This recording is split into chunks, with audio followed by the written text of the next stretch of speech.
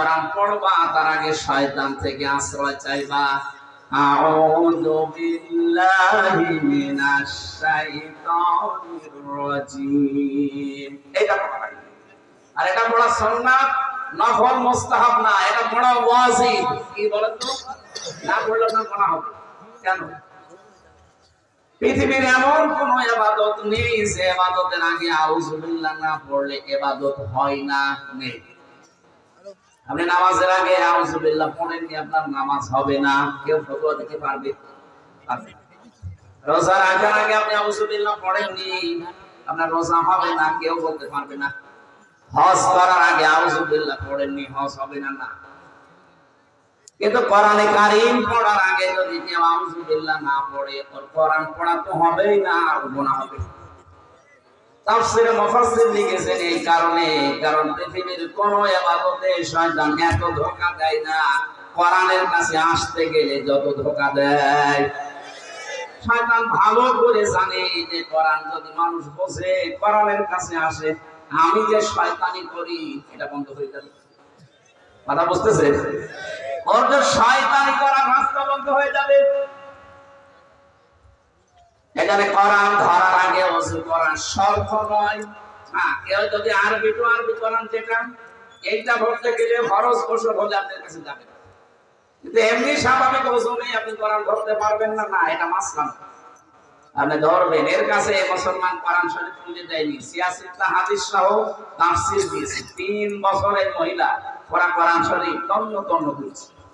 আমাদের মতো আনাকুম সানাকুম পড়ে না, একেবারে পড়ার মতো পড়েছে, কারণ হচ্ছে শিক্ষিত মহিলা। 3 বছর পরে মুসলমান হয়ে গেছে। সাংবাদিকরা জিজ্ঞাসা করছে, আপনি কি করলেন? পৃথিবীতে সবচাইতে বেশি মানুষ বাস করে খ্রিস্টান ধর্মে, এরপরে মুসলমান। আপনি সেই বড় ধর্ম বাদ দিয়ে মুসলমানদের এই ধর্ম গ্রহণ করলেন কেন?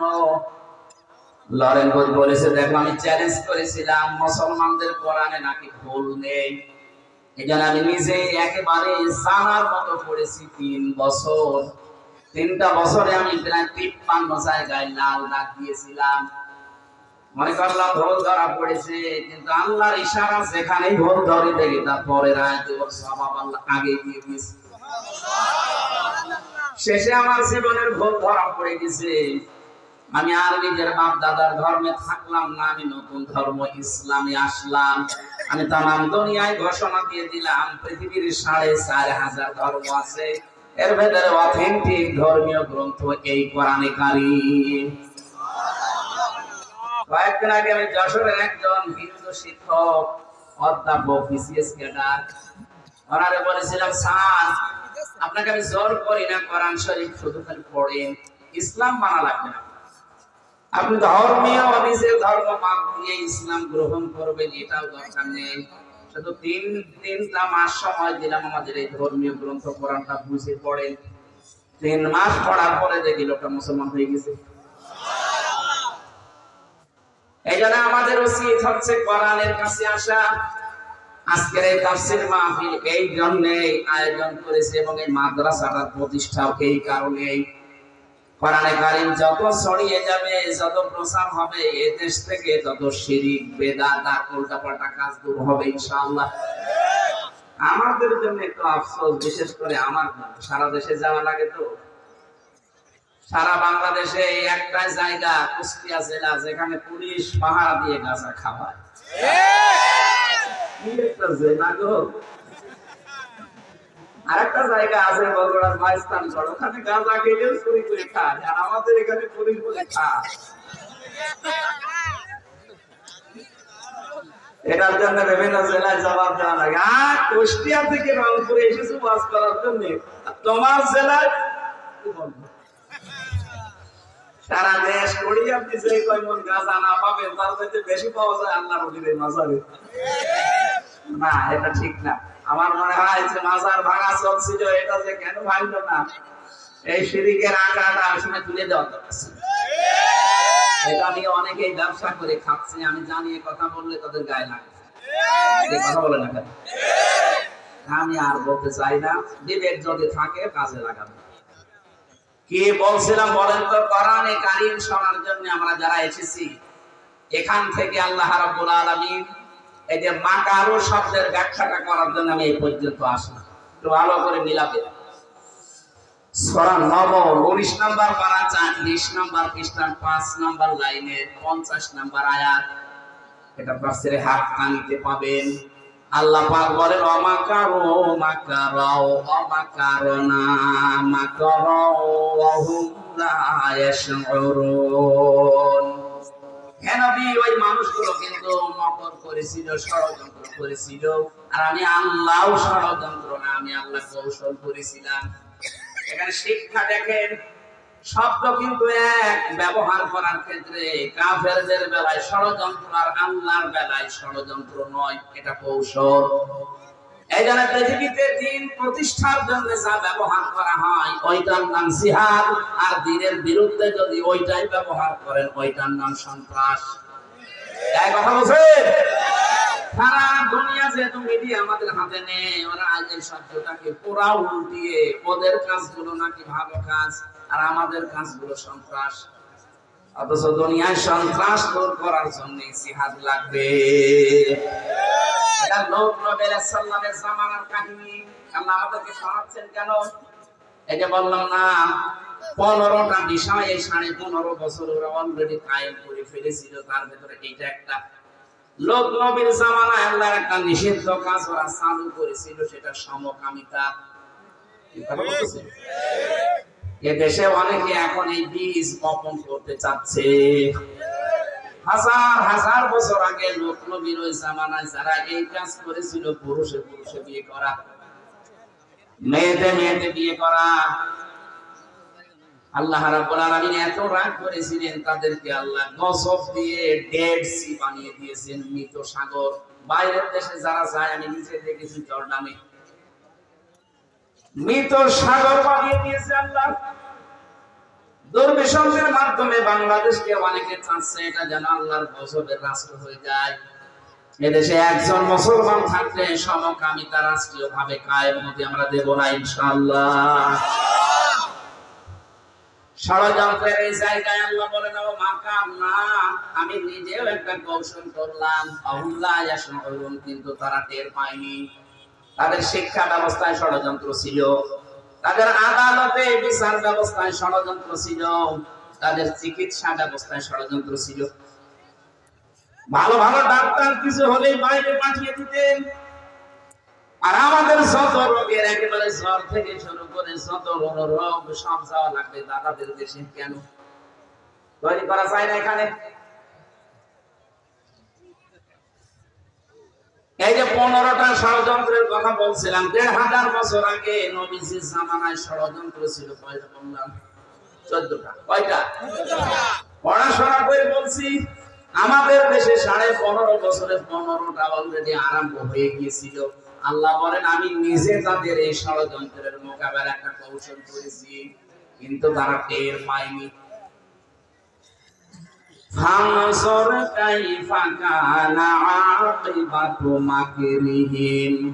হে নবী, একটু নজর করে দেখেন না কেন, যারা ষড়যন্ত্র করেছিল আমি আল্লাহ নিজে তাদেরকে দমন করেছি।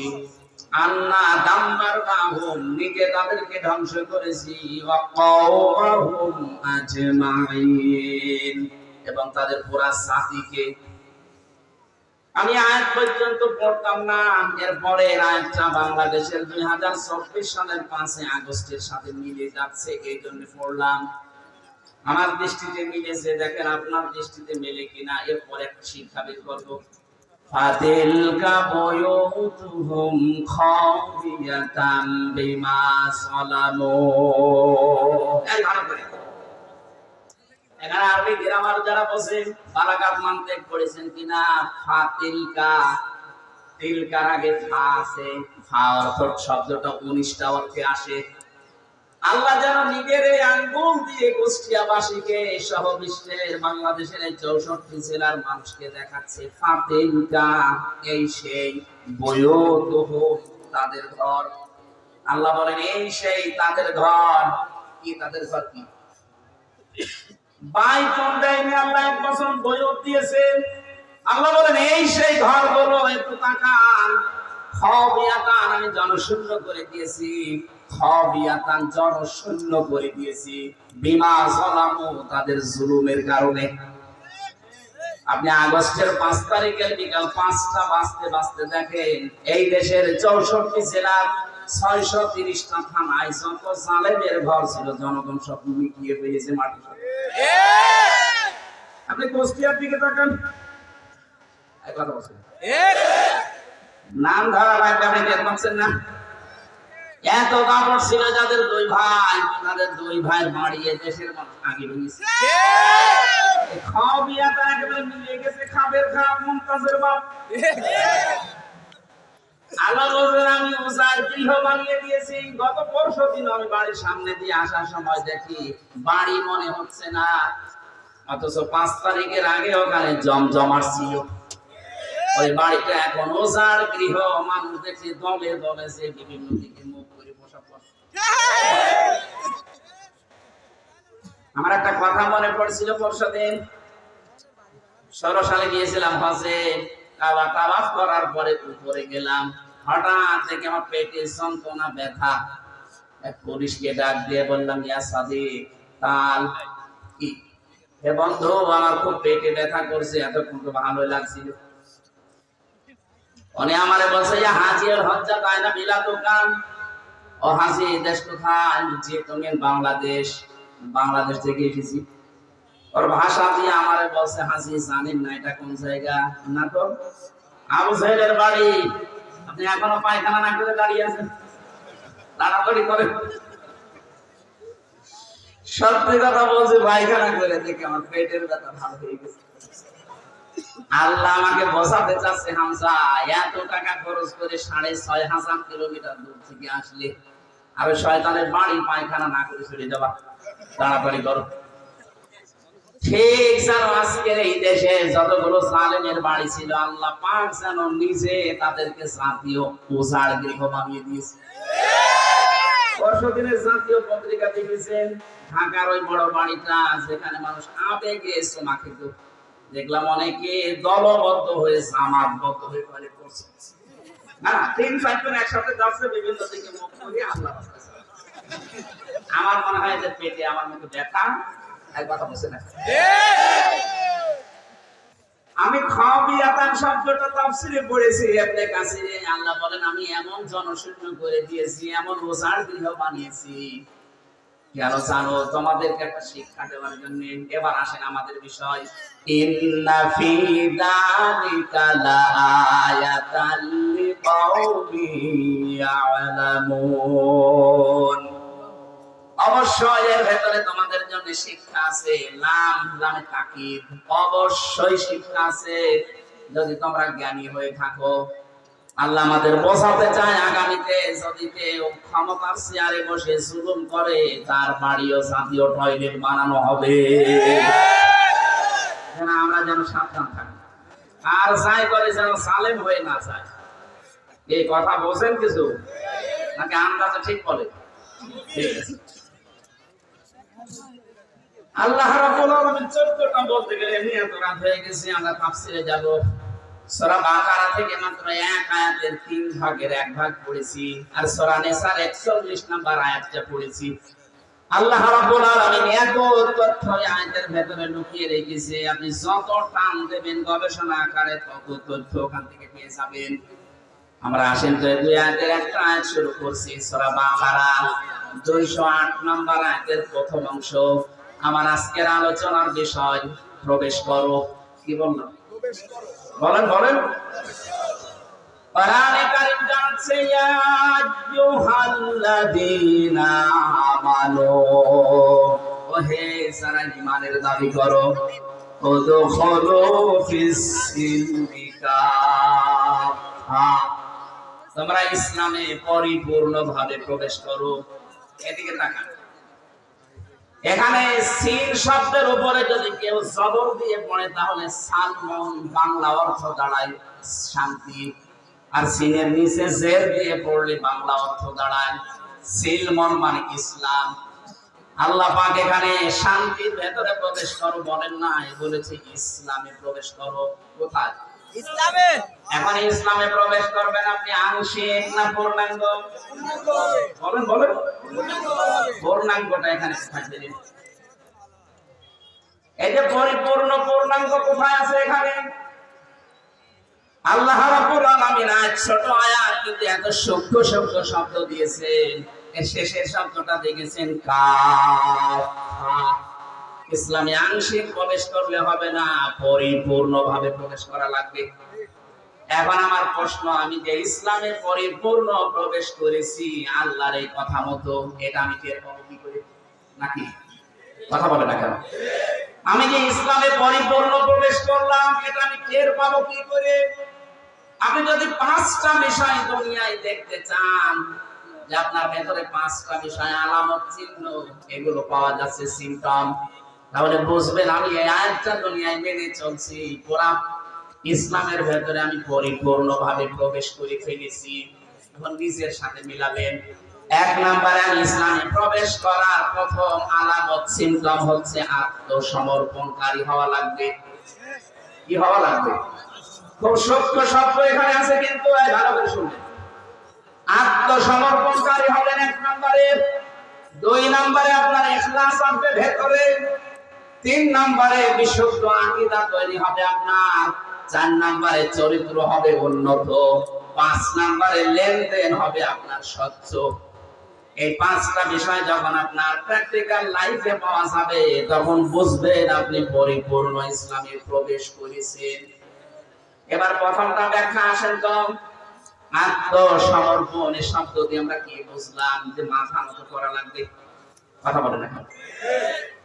এটা করে দেখিয়েছেন আমাদের জাতির পিতা হযরত ইব্রাহিম আলাইহিস সালাম। এই বানানোটা না, আল্লাহর বানানোটা। আমরা তো অনেকে যাকে তাকে বানিয়ে দেই না, আল্লাহ যেটা বানিয়েছিলেন তার নাম কি? আরো জোরে বলেন। মিল্লাতা আবিকুম ইব্রাহিম ওয়া সাম্মাকুমুল মুসলিমিন। তাম দুনিয়ার ময়দানে আয়াতটা আছে, 257টা রাষ্ট্রে আয়াতটা চলছে। আল্লাহ পাক বলেন তোমাদের মুসলিম জাতির পিতা ইব্রাহিম, কারণ তিনি তোমাদের নাম রেখেছেন মুসলিম।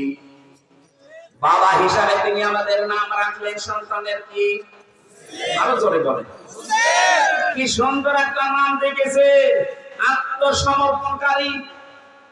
বাবার 11টা দায়িত্ব পালন করা লাগে। সন্তান শুধু জন্ম দিলে বাবা হওয়া যায় না, 11টা দায়িত্বের প্রথম নাম্বারে তার একটা অর্থবোধক নাম দেওয়া লাগে। এদেশে বহু বাবা আমরা দেখতে পাচ্ছি, বহু মা এমন আছে খালি জন্মিয়ে ছেড়ে দিয়েছে, এমন নাম দিয়েছে কি হিন্দু না মুসলমান। আমি কি বেশি বললাম? এরকম নাম দেশে নেই। আপনি নামটা রাখবেন অর্থবোধক। কিয়ামতে আল্লাহ যখন বিচারের কাজ করায় কিছু পাবে না, আপনার নামটা দেখবে। আজকের প্রধান অতিথির নাম জাকির হোসেন। জাকির মানে জিকিরকারী। বিশ্বনবীর একজন নাতির নাম ছিল হোসেন। এই অর্থবোধক, অর্থ দেখে দেখে আপনি নাম রাখবেন, ওর প্রভাব তার জীবনের উপরে পড়বে।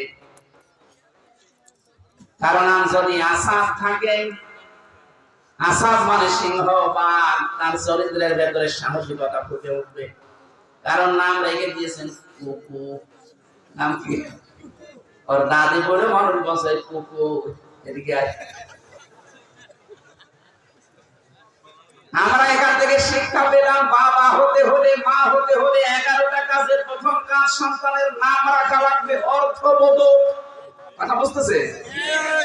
কিয়ামতে আল্লাহ কিছুই যখন পাবে না মাফ করার জন্য, তখন বলবেন নাম।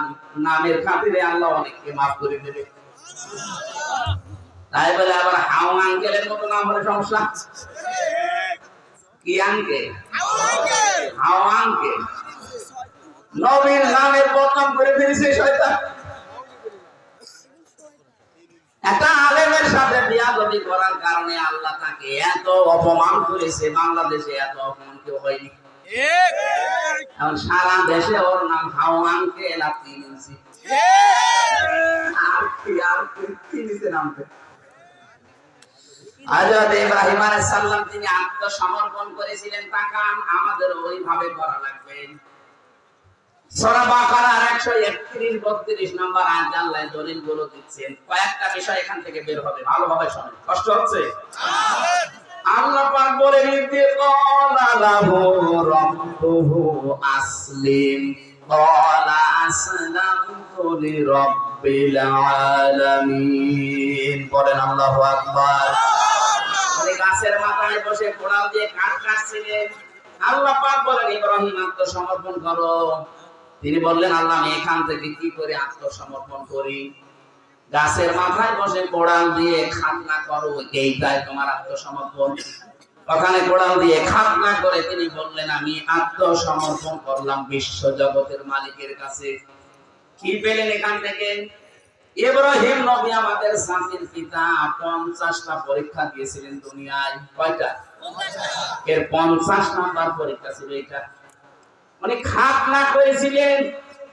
আধুনিক বিজ্ঞান আজ এই শব্দটা নিয়ে, এই বিষয়টা নিয়ে গবেষণা চালিয়ে দেখেছে। স্বাস্থ্যসম্মত এবং শরীরকে সুস্থ রাখার জন্য খাতনা অনেক জরুরি। যদিও অনেক হিন্দু ভাইরা এটা করে না, এজন্য ওদের বলা হয় ফুল হাতা। আমরা কি আমি এই শব্দটা জেলখানায় যে আমি জেলার পেয়েছিলাম দেবদুলাল, ও যখনই প্রবেশ করতো ভেতরে মানুষ বলতো ফুল হাতা আসতেছে। ফুল হাতা কি গো পড়াশোনা মুসলমানি দেয়নি, এই জন্য ফুল হাতা আমরা তারাও দিয়েছি আমরা।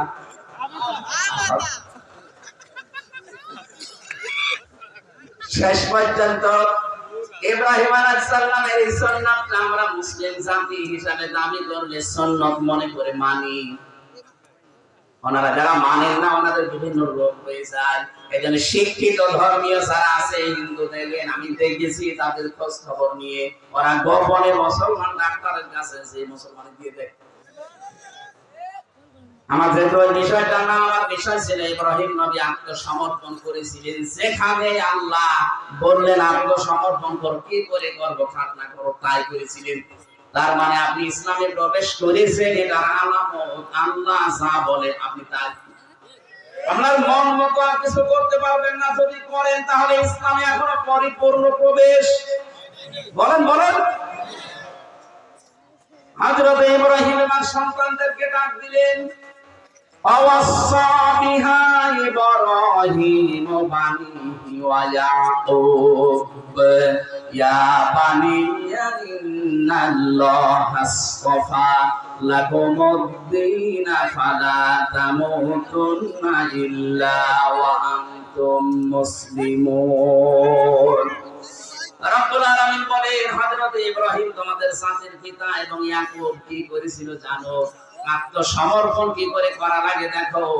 তাদের সন্তানদেরকে ইন্তেকালের আগে ডাক দিয়ে বললেন, কলিজার টুকরা সন্তানেরা, অবশ্যই আল্লাহ, ভালো করে শুনবেন, অবশ্যই আল্লাহ তোমাদের জন্য নির্বাচিত করেছেন, চয়ন করেছেন, ভালোবেসেছেন, পছন্দ করেছেন, চুজ করেছেন একটা দিনকে।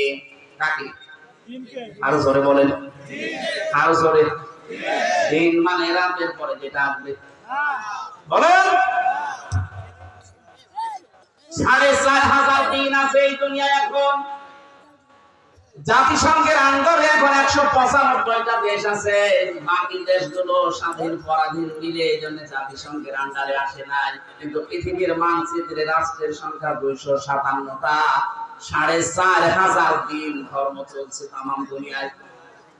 আল্লাহ পাক বলেন, দিন কি জানো? ইন্নাদ-দীনা ইনদাল্লাহিল ইসলাম। বলেন আল্লাহু আকবার। সূরা আলে ইমরানের 19 নম্বর আয়াতে আল্লাহ দলিল দিয়েছেন, আমার কাছে দিন বলতে একটাই, তার নাম ইসলাম। তার নাম কি? ইসলাম। আমাইয়াবতাগি গায়রাল ইসলামি দীনান ফালাইয়ুকবালা মিন। ইসলাম বাদ দিয়ে পৃথিবীর কোন দিন দিয়ে, 4,500 দিন আছে, যে কোন দিন দিয়ে কেউ যদি আল্লাহকে পেতে চায়, ফালাইয়ুকবালা মিন, ওর জীবনের কোন কিছু আল্লাহ কবুল করছে না, করবে না। বাংলার মুসলমানের এখানে রেকর্ড হচ্ছে, কালকে সারা দুনিয়া ছড়াবে বিভিন্ন ভাষায়।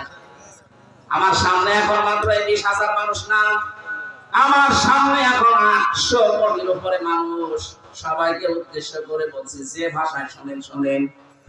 4,500 ধর্মের কোন ধর্ম দিয়ে তার মালিক পর্যন্ত যাওয়া যাবে না, যদি স্রষ্টা পর্যন্ত যেতে হয় ইসলাম নামক দিন লাগবে।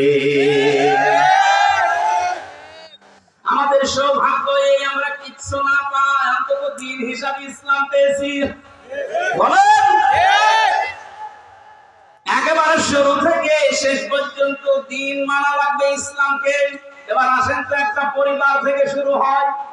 একটা মানুষ বিয়ে শাদী দিয়ে তো পরিবার গঠন করে।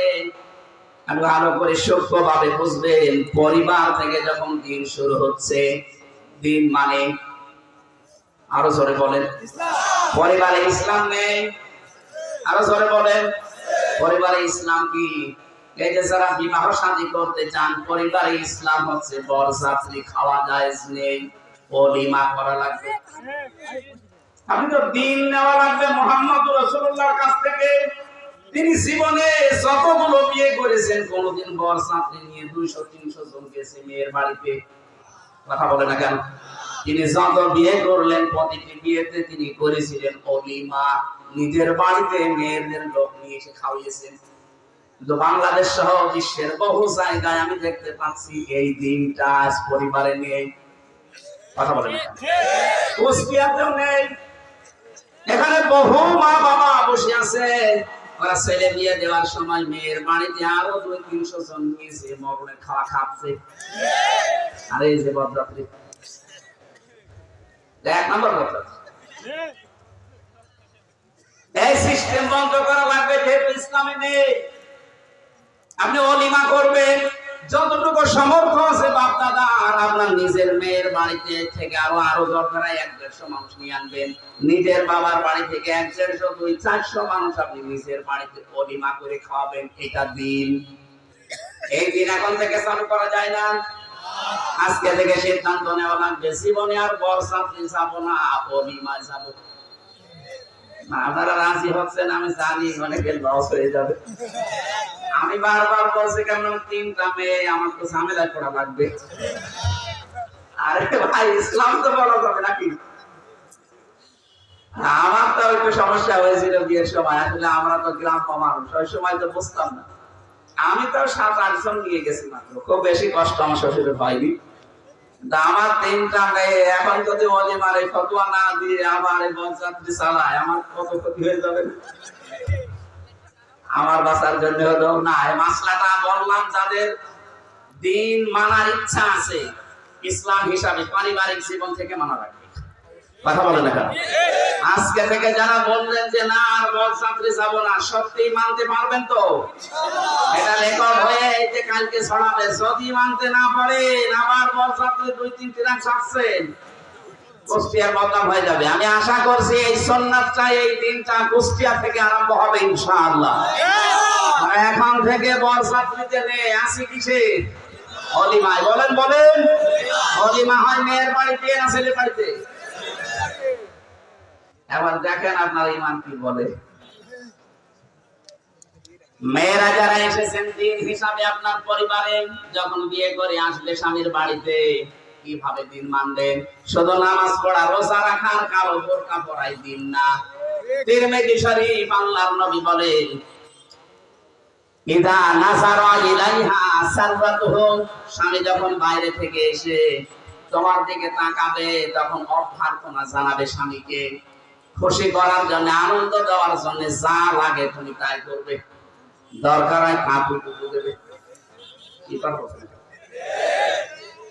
স্ত্রী হিসাবে স্বামীকে কাপড় দেওয়া দায়িত্ব নেই। আজ পারিবারিক জীবনে খুনসুটিটা নেই, এই জন্য হাজারো পরিবারে পুরুষ মানুষ বাইরে লাইন করে।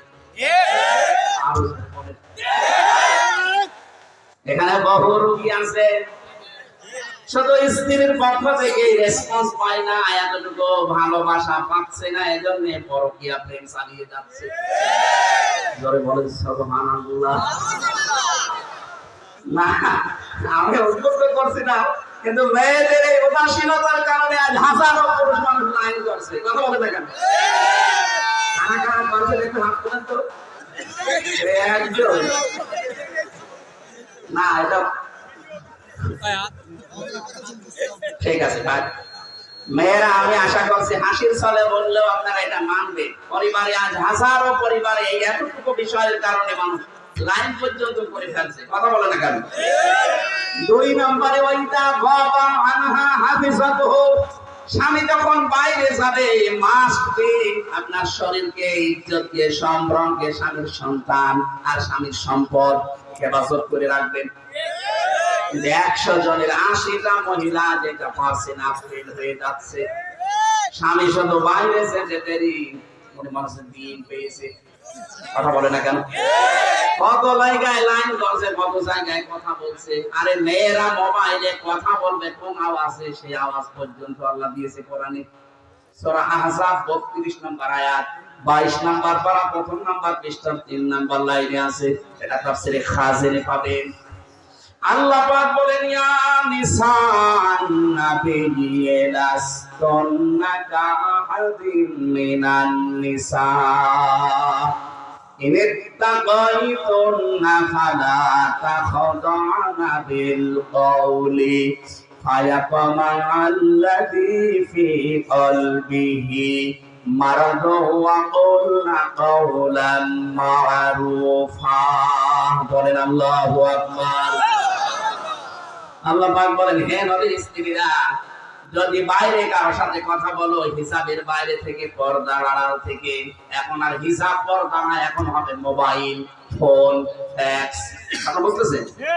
যদি কেউ মোবাইলে কথা বলো, যদি দেখো যে 14 জন পুরুষ মানুষ বাদ দিয়ে অন্য কেউ 14 জন পুরুষের ভেতরে তোমার বাবা, তোমার ভাই, তোমার বোনের ছেলে, ভাইয়ের ছেলে, এরকম 14 জন পুরুষ মানুষ বাদ দিয়ে যদি কেউ কল দেয়, কথা বলবা সঠিক কথা, মিথ্যা কথা বলা যাবে না। কিন্তু মোবাইল টাচ হয়ে গেছে মিথ্যা বলার জোন। ঢাকে কুষ্টিয়ার মজমপুরে বলছে আমি ঢাকায় আছি, কথা বলে না কেন? এটা মোবাইলে যদি কথা বলে কেউ, কথা বলবা সঠিক, মিথ্যা বলবো না। কিন্তু ভাষা হবে রক্ষসক্ষ, রাগের আগে যে কম দিয়েছে ওর মনের ভেতরে যদি দুর্বিসন্ধি থাকে, কোন রোগ থাকে, ও রোগ ভালো হয়ে যাবে। কি সূক্ষ্ম বিষয় দিয়েছেন আল্লাহ। মোবাইলে কথা বললেও কথা কোন আওয়াজে হবে। এটা যদি কাবা শরীফের ইমামও কল দেয়, তাও আপনার ভাষার রক্ষসক্ষ হবে, কথা বলে না কেন? আর আপনাকে আপনার দেবরে কল দিয়েছে, মনে আছে কি পেয়েছেন আপনি? জাহান্নামে বেশি মানুষ যাবে 2টা কারণে। 1 নম্বরে যে মানুষগুলো নিজের আশপাশের যারা ভাবি আছে, ভাবি, এদের সাথে যারা উল্টাপাল্টা লাইন করে চরিত্র ধ্বংস করে, এরা বিনা হিসাবে জাহান্নামে যাবে। আর বাংলাদেশে এখন এই রোগ দিন দিন বাড়তেছে, ঘরে ঘরে নেই। আপনি এখন সত্য বলবেন চলছে কাজ। আশা করছি আপনি আওয়াজ কানে গেলে এখন ফিরে আসেন। ভাই বাড়িতে নেই, উনি বিদেশে আছে, আর আল্লাহ রাস্তা লাইন চালাচ্ছে। 3 নম্বরে মেয়েরা তুইনু আলা দীনি যাওজাতিহা, তোমার স্বামী যদি মানবতার কোন কাজে থাকে, মানবতার সেবায় থাকে, দিন প্রচারে থাকে, দিন প্রসারে থাকে, স্বামীকে সাহায্য করবা, স্বামীকে ছাড় দিবা, উদ্বুদ্ধ করবা। আমি জাকির সাহেবের কথা বলছি, যেহেতু সমাজসেবক, উনি বাইরে মানবতার সেবায় কাজ করছে, বাইরে মানবতার জন্য কাজ করছে, ইসলামের কাজ করে। ওনার স্ত্রী যদি নেককার হতে চায়, দ্বীন মানতে চায়, ইসলামে প্রবেশ করতে চায়, স্বামীকে ছাড় দেওয়া লাগবে, সময় দেওয়া লাগবে, উদ্বুদ্ধ করা লাগবে। এটা নেককার মহিলার গুণ। যদি সবসময় গান গান করে কি করো তুমি, আপনি নামাজ পড়ে রোজা রেখে কালো বোরকা পরে জাহান্নামে যাবেন। কারণ এটা 3 নাম্বার পয়েন্ট, তুইনু আলা দীনি যাওজাতিহা। স্বামী যদি দিনের কাজ করে, মানবতার কাজ করে, সেবা করে, তাকে ছাড় দিবা, উদ্বুদ্ধ করবা, সময় দিবা, তাহলে ঘরে বসে বসে ওই কাজের সওয়াব তুমি পেতে থাকবা। সুবহানাল্লাহ বলতে পারেন। কোন মানুষ যদি সুস্থ অবস্থায় ইবাদত কন্টিনিউ করে, প্রতিদিন মনে করেন আপনি সুস্থ অবস্থায় আয়াতুল কুরসিটা পড়েন, তেমন অসুস্থ হয়ে গেছেন আর পড়তে পারছেন না, যখন অসুস্থ যদি 10 বছর থাকেন 10 বছর আয়াতুল কুরসি পড়ার সওয়াব পেতে থাকবেন। এবারে সুস্থ যতদিন আছে ইবাদত বন্দেগীতে থাকবেন, অসুস্থ হয়ে গেলে যেন তা জারি থাকে, বন্ধ হয়ে না যায়। জোরে বলেন সুবহানাল্লাহ। 4 নম্বরে স্বামী যেটা আদেশ করে ওটা যদি জায়েজ হয়, স্বামী যেটা আদেশ করে ওটা যদি জায়েজ হয়, তোমার জীবন থাকতে ওটা মানা লাগবে। আরে আমি স্বামী, যত স্বামী এখানে বসে আছে প্রত্যেকটা স্বামীর পক্ষ নিয়ে বলছি, বাংলার প্রতিটা স্বামী চাই বিয়ের পরে আমার মা বাবা আমাদের সাথে থাকবে, কিন্তু 100 জনের 98টা বউ এটা চাই না। কথা বলেন। গত কয়েকদিন আগে আমি নীলফামারীর কিশোরগঞ্জ থানায় গিয়ে ওরা আমার নিয়ে গেল বৃদ্ধাশ্রমে, যে এইদিকে 30 জন এইদিকে 30 জন বসে আছে মা আর বাবা। ওদের চোখের দিকে তাকিয়ে বুঝলাম প্রত্যেকটা মা বাবা সন্তানের জন্য গর্ব করছে। তাদের তো আমাদের মতো ছেলে আছে, মেয়ে আছে। এই ছেলেটা এই মেয়েটা আজ বাধ্য হচ্ছে মা বাবাকে বৃদ্ধাশ্রমে রেখে যেতে, বাইরে আলাদা করে দিতে, ভেন করে দিতে বাধ্য হয় ওর বড় কারণে। আর ওর বউকে এবারে বারবার খোসলায় ওর বড় মা আর ওর বড় বোন। এরকম শাশুড়ি আর যে শেষ কার আছে হাত করেন তো। হাত না, এদিকে ক্যামেরা চলছে, হাত মারবে, হাত বন্ধ হয়েছে না। উনি কত বড় ঝামেলায় থাকলে এই লজ্জা শরম ত্যাগ করে হাত তুলতে পারেন, টের পাচ্ছে কোথায় আছি আমরা। আর ওরা ইবাদত করে, বল কিসের ইবাদত করেন আপনি? দিনের ভেতরে প্রবেশ করার 4টা নিয়ম বললাম। আমি তো নিজে স্বামী হয়ে সবার পক্ষ নিয়ে বললাম, সবাই বলছে হ্যাঁ, আমি হাসির খোরাকি দেইনি। যেই মেয়েরা চায় না যে শ্বশুর শাশুড়ি আমাদের সাথে থাক, ওর নামাজ রোজা ওই কালো পর্দা সব মাটি মারা দাও। আমি চাই আপনাদের বাঁচাতে। অনেক মহিলারা আমাকে শত্রু মনে করে, হ্যাঁ হুজুর শুধু আমাদের বাঁচ দেয় না, আপনাদের আমি বাঁচ দিতে আসিনি, আমি বাঁচাতে চাই। কোরআন হাদিসের চোখ লাগিয়ে দেখতে পাচ্ছি যে আপনি ছোটখাটো বিষয় মনে করে আপনি জাহান্নামে যাচ্ছেন। আপনি যেন জাহান্নামে না যান, দিন আত্মসমর্পণ করা লাগবে এই পারিবারিক জীবন থেকে। কথা বুঝতেছে? 2 নম্বরে আমাদের ইখলাস থাকা লাগবে প্রত্যেকটা কাজে। যা করব কার জন্য? আরো জোরে বলেন। আমি যদি শাহিন সাহেবকে ভালোবাসি লোক দেখানোর জন্য না, আল্লাহর জন্য বাসা লাগবে। যদি ঘৃণাও করি তাও আল্লাহর জন্য করা লাগবে। এইটা যদি